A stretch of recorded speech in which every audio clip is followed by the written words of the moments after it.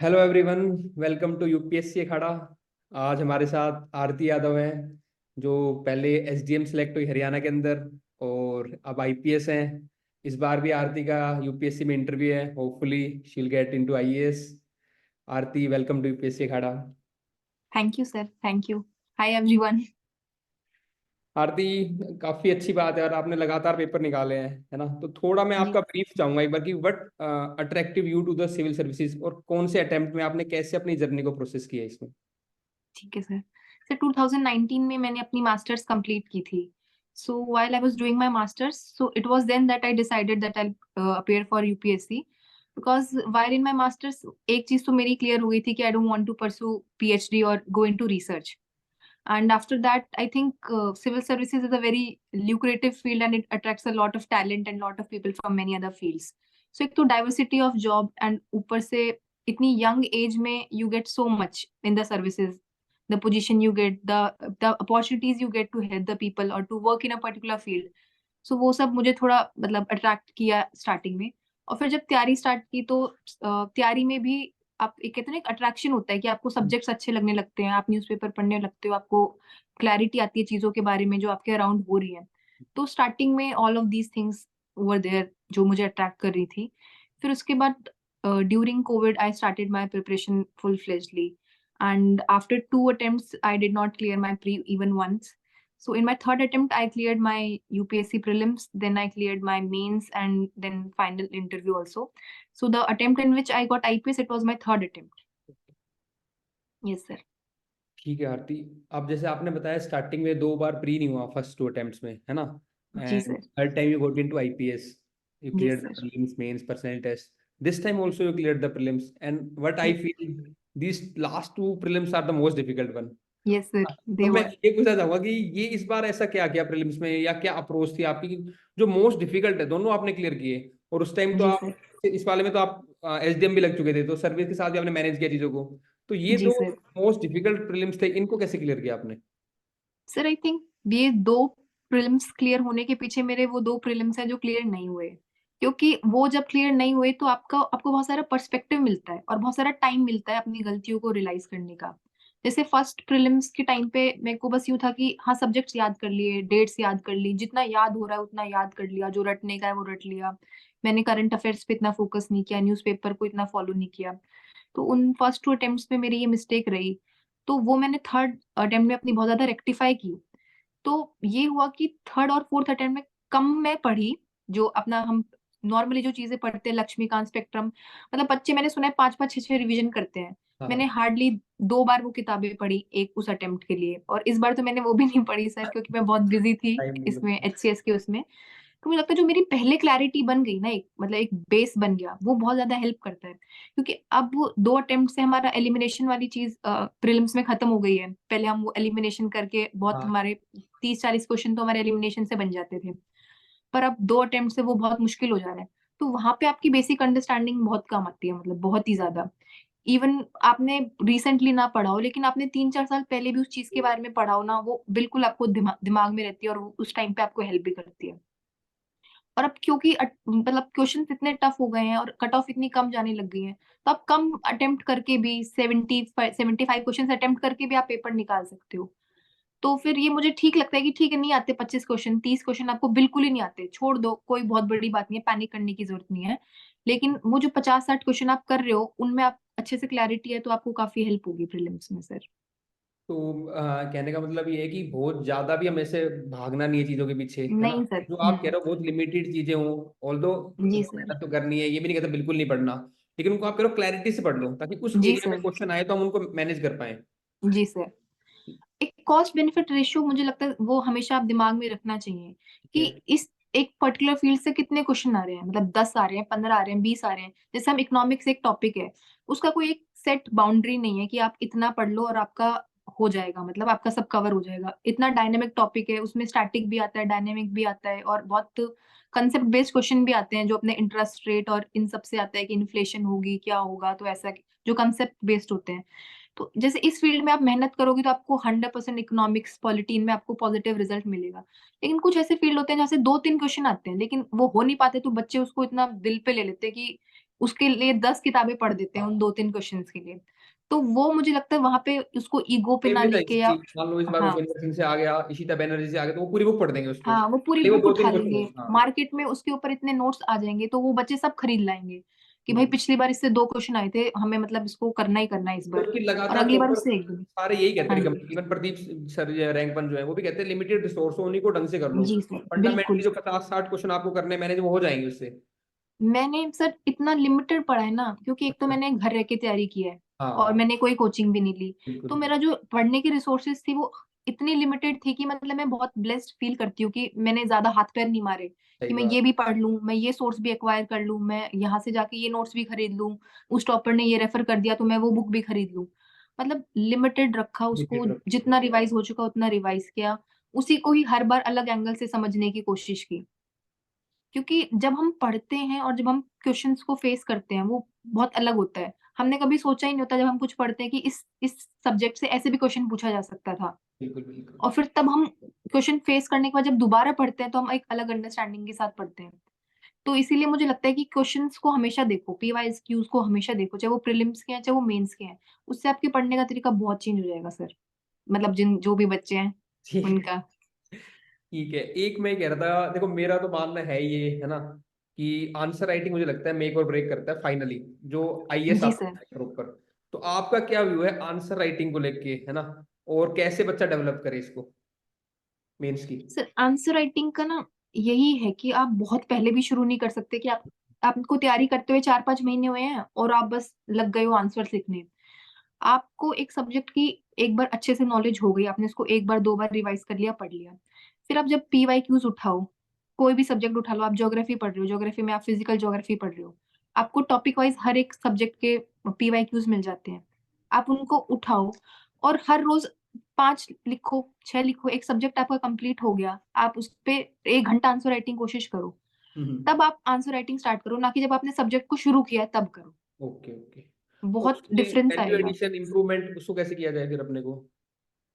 तो value addition यही है कि एक ना हर क्वेश्चन के बहुत सारे पार्ट्स होते हैं, जैसे वही एक अपना टॉपिक है, उसकी हेडलाइन है, डेफिनेशन है, फिर वे फॉरवर्ड है, चैलेंजेस हैं, ड्रॉबैक्स हैं। हर क्वेश्चन 4-5 पार्ट्स में डिवाइड होता है।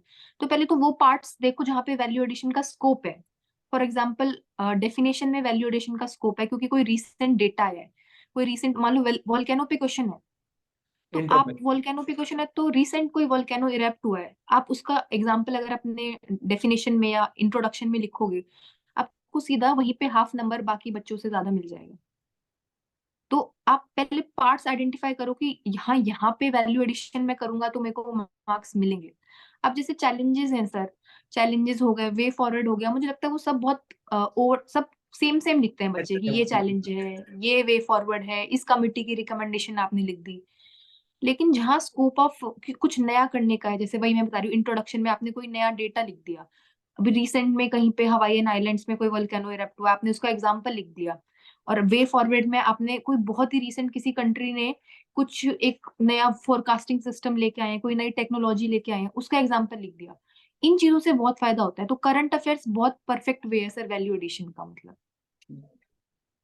अदरवाइज सब बच्चे वही लिख रहे हैं, सब बच्चे वही 15-20 चीजें हैं जो सब बच्चे वही लिख रहे हैं मतलब। और ये देखो आपने एचसीएस में भी सिलेक्शन हुआ है ना, यूपीएससी में भी, तो कुछ सेपरेट किया है उसके लिए या दोनों एक साथ प्रिपरेशन चल रही थी, या एचसीएस के कुछ अलग किया हो आपने, क्योंकि सर काफी बच्चे दोनों पढ़ एचसीएस रहे का, हैं। हाँ एचसीएस का ये बहुत बच्चे पूछते हैं कि क्या कितनी चीजें अलग की। हाँ हाँ। सबसे पहली स्टेप अपना प्री है। तो प्री में मैंने एक जो चीज अलग की थी वो मैंने हरियाणा जीके पढ़ी थी। क्या है। उसके अलावा मुझे नहीं लगता कुछ बहुत अलग करने की जरूरत है। आप अपनी वही प्रिपरेशन कंटिन्यू रखो जो आप यूपीएससी के लिए करते हो, वैसे ही पढ़ो। बस एक हरियाणा जीके पे थोड़ा फोकस करो, या फिर एचएस के पीवाईक्यू प्री के उठाओ और देखो कि वो किस टॉपिक पे एम्फेसिस डालते हैं। जैसे आर्ट एंड कल्चर पे वो लोग क्वेश्चंस पूछते हैं कि नहीं पूछते हैं। वो लोग सीधा सीधा पूछ लेते हैं कि ये मॉन्यूमेंट किसने बनवाया था, मैच द फॉलोइंग वाली वे में पूछ लेते हैं। यूपीएससी में इतना डायरेक्ट नहीं पूछा जाता। तो ये आप टॉपिक्स या ये एरियाज आप एक बार पीवाईक्यू से उठाओगे तो आपको क्लैरिटी आ जाएगी। उन पे आप अपनी तरफ से थोड़ा ज्यादा एफर्ट डाल दो कि हाँ यूपीएससी में तो नहीं पूछता लेकिन मैं एचसीएस के लिए थोड़ा ज्यादा याद कर लेता हूँ इनको, या इनको बार बार रिवाइज कर लेता हूँ कि क्योंकि एचसीएस ऐसा पूछता है, स्टैटिक डाटा बहुत ज्यादा पूछ लिया मान लो कुछ। हम्म। बाकी हरियाणा जी के स्कीम्स जो हैं, कितना अमाउंट है, किन फैमिलीज को मिलेगी, ये सारी जो एक डेटा है उसको थोड़ा क्लैरिटी के साथ, आपका क्योंकि काफी स्कीम। कंफ्यूजिंग हो जाता है। ऑप्शन जब आते हैं सामने तो 25 लाख है, 15 लाख है, 5 लाख है, वो बच्चे बहुत कंफ्यूज हो जाते हैं। तो ये क्लैरिटी अगर आप पहले से स्कीम्स वगैरह पढ़ के जाओगे तो आपको फेस नहीं करनी पड़ेंगे इश्यूज। ठीक है, एक देखो, एस्पिरेंट्स सभी मेहनत करते हैं, नो डाउट अबाउट दैट, है ना, बट कुछ बच्चे सेलेक्ट होते हैं, तो ऐसा मतलब कि आपको क्या लगता है कि आपने कुछ अलग किया होगा बाकी एस्पिरेंट जो मिस कर जाते हैं? सर मैं मतलब पर्सनली मैं अपनी जर्नी भी मैं कई बार सोचती हूँ उसके बारे में। तो मुझे अलग सही में ये लगता है कि मैंने बहुत ही लिमिटेड रखा अपनी तैयारी को। मतलब बच्चे क्या होते हैं, जैसे बहुत ही आज के टाइम पे सर इतना नॉलेज अवेलेबल है, इतना डेटा अवेलेबल है, इतनी वीडियोस हैं, इतनी गाइडेंस है। और जब आपका सिलेक्शन नहीं हो रहा होता है तो आप हर तरफ भागते हो कि ये भी करके देख लो, वो भी करके देख लो, वो भी करके देख लो। अब 4-5 अगर आपने 2-3 साल से आप तैयारी कर रहे हो तो आपके पास इनफ मटेरियल है, आपके पास इनफ अंडरस्टैंडिंग भी है इवन। और वो इनफ है, फेथ होना बहुत जरूरी है कि आपने जो पढ़ा है वो ठीक पढ़ा है और बस आपको उसको अच्छे से पढ़ना है। ऐसा हम्म। नहीं है कि आप 4 और नोट्स पढ़ लोगे तो उससे आपकी तैयारी बेटर हो जाएगी। बिल्कुल बिल्कुल। अनलेस एंड अनटिल आपने किसी फील्ड को छेड़ा ही नहीं है तो हाँ। आप उस केस में उस फील्ड में आप नया कुछ ट्राई कर सकते हो। बिल्कुल। वरना अगर जो 2-3 साल से तैयारी कर रहे हैं उन्होंने ऑलमोस्ट सब फील्ड्स में थोड़ा थोड़ा थोड़ा थोड़ा सब पढ़ा होता है, उन्होंने इंटरनल सिक्योरिटी भी पढ़ा है, उन्होंने डिजास्टर हम्म। मैनेजमेंट भी पढ़ा है, उन्होंने सब पढ़ा है, उन्होंने नोट्स भी बना लिए उसके। दिक्कत कहाँ आ रही है कि वो शायद पीवाईक्यूज को फॉलो नहीं कर रहे हैं या फिर वो बहुत ज्यादा कर रहे हैं। मतलब they are doing too much, वो बहुत ज्यादा नोट्स को फॉलो कर रहे हैं, बहुत ज्यादा इधर उधर डिस्ट्रैक्ट हो रहे हैं, वो हाँ। अवॉइड करो। मैंने एक ये सर ये अलग किया कि मैंने अपना तैयारी लिमिटेड रखी फर्स्ट। सेकंड, मैंने न्यूज़पेपर पढ़ा है बहुत रेगुलरली और मैंने न्यूज़पेपर से नोट्स बनाए हैं। ठीक। मतलब बहुत सारे बच्चे न्यूज़पेपर से नोट्स नहीं बनाते, वो मंथली करंट अफेयर मैगजीन्स को भी रेफर कर सकते हैं, आप वो भी कर सकते हो। पर चलो आप नोट्स नहीं भी बना रहे, पर आप बेसिक आप जो न्यूज़पेपर पढ़ते हो और उससे जो आपकी अंडरस्टैंडिंग आती है ना, वो मुझे लगता है वो मंथली मैगजीन्स उसको बीट नहीं कर सकती। सही है। मतलब बहुत वाइड आपकी अंडरस्टैंडिंग हो जाती है जब आप एक टॉपिक के बारे में 10 आर्टिकल न्यूज़पेपर में पढ़ते हो बिल्कुल। तो वो एक मुझे लगता है पूरा आपको हमेशा साथ देगा, not only during your preparation. जब आप सेलेक्ट भी हो जाओगे, जब आप एक ऑफिसर भी बन जाओगे, तो भी आपको फील्ड में भी वो नॉलेज बहुत कम आएगी। ऐसा नहीं कि सिर्फ पेपर पेपर निकालने की मैं बात कर रही हूँ। तो 2 चीजें सर मैं ये यूनिक मानती हूँ, बाकी मेहनत तो है सर, मेहनत तो सब करते हैं। देखो, आप कर रहे हो तैयारी, बाकी बच्चे सबका अपना रूटीन होता है, पर एक बच्चे चाहते हैं जी कि सर। टॉपर का क्या रूटीन होता है। तो आरती का क्या हाँ रूटीन होता है सुबह शाम पढ़ाई का? सर, मैं मतलब 10-15 घंटे वालों में से मैं नहीं हूँ सर। मैं मेरा एवरेज आप मानोगे तो मैं 8 घंटे कह सकती हूँ। ठीक है। कि मैंने कभी भी ऐसे नहीं पढ़ाई की कि बस मेरे को पढ़ना है और मुझे और कुछ नहीं करना है। मैंने अपने घर रह के तैयारी की है, तो जो घर रहते हैं उनको पता है कि घर पे कैसा इन्वायरमेंट रहता है। कभी आप कहीं चले भी जाते हो, कोई फेस्टिवल में भी आपका जाने का मन कर जाता है, क्योंकि आप घर पे हो तो आपके पास एक्सेस है कि चलो वहां जाना है, चले जाते हैं, मम्मी पापा तो जा ही रहे हैं। तो मैं हर चीज में मैं इन्वॉल्व हुई हूँ। मैं बीच बीच में घूमने भी जाती थी। पर मेरा यूं था कि हाँ 8 घंटे है एवरेज, अगर मैं मानूं कभी 10-11 भी होते थे और कभी 6 घंटे भी हो जाते थे सर, लेकिन एवरेज 8 घंटे में मान सकती हूँ कि था। और उस 8 घंटे में मैं कोशिश करती थी कि एक मेरा न्यूज़पेपर कवर हो और ठीक 2 है। मेरे सब्जेक्ट कवर हो। कि अगर मैं 2-2.5 घंटे न्यूज़पेपर को दे रही हूँ जिसमें मुझे नोट्स भी बनाने हैं, तो एटलीस्ट 5-6 घंटे मैं 2 सब्जेक्ट को दूं, कि 3 घंटे मैंने एक सब्जेक्ट पढ़ा, 3 घंटे मैंने एक सब्जेक्ट पढ़ा। क्योंकि मेरे से सर मतलब मेरा ये था कि मैं एक सब्जेक्ट पूरे दिन नहीं पढ़ सकती थी। बहुत सारे बच्चे होते हैं जो सिर्फ एक सब्जेक्ट पे एक टाइम पे फोकस करते हैं, तो वो भी ठीक है, उसमें कुछ गलत नहीं है, उससे उनका वो सब्जेक्ट जल्दी कवर हो जाएगा। तो ये है सर, 8-9 घंटे पढ़ो, रिलैक्स होके पढ़ो, बीच हम्म। बीच में ब्रेक लेके पढ़ो। वो जो एफिशिएंसी आएगी वो 12-12 घंटे पढ़ने से और नो नो ब्रेक पढ़ने से नहीं आ सकती सर। ठीक है। एक आरती, जैसे लगातार बच्चे पढ़ते हैं, किसी का फर्स्ट अटेम्प्ट हो जाए वेल एंड गुड, नहीं हो पाता है कई बार, है ना, फिर वही किताबें वापस रिपीट करना अगेन सम। जी सर। तैयारी करते थे, कुछ टाइम आता है लो आता है, फिर वो आ पाता है। तो ये फिर वो लो आता है। पे कैसे मेंटेन करें, मतलब what keeps on motivating you prepare for the services for so long? Sir यही होता है जब लो फेज आता है तो पहली बात तो आपको जो रीजन होता है आपने तैयारी क्यों स्टार्ट की होती है, सबसे बड़ा वही आपका पुश फैक्टर होता है। कि एक रीजन है जिसकी वजह से किसी ना किसी ने सबने चूज किया है कि भाई मेरे को इसलिए बनना है, कि मेरा ड्रीम है, मेरे पेरेंट्स का ड्रीम है, या मुझे सही में कुछ करना है। तो वो एक कांस्टेंट है, वो एक सबके लिए कांस्टेंट मोटिवेटिंग फैक्टर होता है। उसके अलावा सर मैंने ये नोटिस किया कि मेरे लो फेज में दोस्तों से बात करना या किसी फ्रेंड से या फैमिली मेंबर से बात करना बहुत काम आता है। मतलब आपने 1 घंटा किसी से भी अपनी ट्रबल शेयर कर लिए, चाहे वो प्रिपरेशन में है या वो प्रिपरेशन से बाहर का कोई इंसान है, वो आपको इतना अच्छा फील करा देगा। मतलब आपको ऐसा लगेगा कि आप क्यों परेशान कर रहे हो, क्योंकि जब हम अपनी तैयारी कर रहे होते हैं तो हमें ऐसा लगता है तैयारी ही लाइफ है। मतलब कि preparation is equivalent to life, UPSC is equivalent to life, तो हम उसमें इतना ज्यादा इन डेप्थ में चले जाते हैं कि हमें और चीजें दिखती नहीं है। और वो फिर तब काम आती है जब हम जैसे टीचर से बात करते हैं या हम अपने फ्रेंड से बात करते हैं, फिर वो हमें बताते हैं कि सिर्फ यही नहीं है, रिलैक्स करो, लो फेज भी आएंगे। 1 महीने में 5 दिन ऐसे आ सकते हैं आपके जब आप बहुत लो फेस करोगे सर, बहुत। और कई बार हफ्ते में 1 बार भी आ जाएगा, हफ्ते में 2 बार भी आ जाएंगे। तो उस टाइम पे ये रियलाइज करना है कि ये सिर्फ मेरे साथ नहीं हो रहा, ये ऑल इंडिया रैंक 1 के साथ भी हो रहा है। जो ऑल इंडिया रैंक 1 जिनकी आती है, चाहे वो इशिता किशोर हो, चाहे वो प्रदीप सर हो, चाहे वो कोई भी हो, उनके भी ये फेज आए हैं और उन्होंने भी ऐसे ही इनको डील किया है। थोड़ा ब्रेक लेके, फैमिली से बात करके, फ्रेंड से बात करके, कुछ दिन पढ़ाई ना करके। क्योंकि जब आप रिचार्ज होके वापस पढ़ाई करने आते हो तो आपकी एफिशिएंसी 100% डबल हो जाती है सर। बिल्कुल बिल्कुल। तो इट्स ओके, लो फेज के टाइम पे ब्रेक लेना इज परफेक्टली फाइन। ठीक है, देखो आप सिलेक्ट हो गए, बहुत अच्छी बात है। लेकिन कई बार क्या होता है, बच्चे 3 अटेम्प्ट 4 अटेम्प्ट हो जाते हैं, नहीं हो पाते हैं सिलेक्ट, मेहनत करते हैं नो जी डाउट, सर। कुछ ना कुछ रह जाता है। तो आप अपने एक्सपीरियंस से या as a being friends to them, तो मतलब उनको क्या एडवाइस करोगे, कैसे वो अपना प्रिपेयर करें या क्या अपना बी प्लान करें, कुछ भी उनके लिए क्या एडवाइस होगी? क्योंकि सिलेक्टेड होने सर की तो एक अलग लाइफ है, बाहर के बच्चे जो बच गए लाइक 90%, हमें उनका भी थोड़ा देखना होता है ना? बिल्कुल सर, हाँ। वो है। और मतलब 100% जो नहीं सिलेक्ट हो रहे वो ये मान के चले कि उनकी मेहनत में कोई कमी नहीं है सर। मैंने ये बहुत रियलाइज किया है, मेरा सिलेक्शन भी हो गया, आज मैं यहाँ बैठी भी हूँ, तो भी मुझे लगता है कि मेरे से बहुत बेटर बच्चे, बहुत डिजर्विंग बच्चे हैं जिनका नहीं भी हुआ है। और मतलब कोई एक ये रीजन नहीं है कि वो यहाँ नहीं है और मैं यहाँ हूँ। मतलब तो किसी भी वे में अपने आप को कम ना समझे कि मेरा नहीं हुआ तो मैं इंफीरियर हो गया या मैं कुछ हुई नहीं।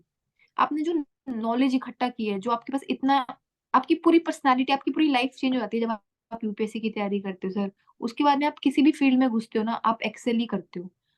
मान लो आप, मान लो मेरा यूपीएससी में ना हुआ होता, मेरा स्टेट सिविल सर्विसेज में हो गया था, जब मैं एचसीएस बनी, मैं बहुत ग्रेटफुल थी, मैं बहुत थैंकफुल थी।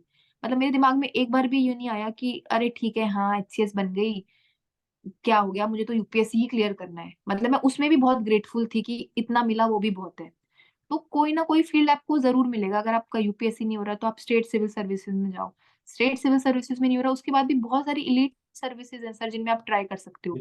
कभी भी किसी भी सर्विसेज को इतना इंफीरियर ना मत समझो कि जैसे हम तैयारी करते हैं तो हम सोचते हैं हम बस यूपीएससी का फॉर्म भरेंगे। मतलब बच्चे इवन स्टेट सिविल सर्विसेज को भी कंसीडर नहीं करते फॉर देयर 2-3 अटेम्प्ट्स।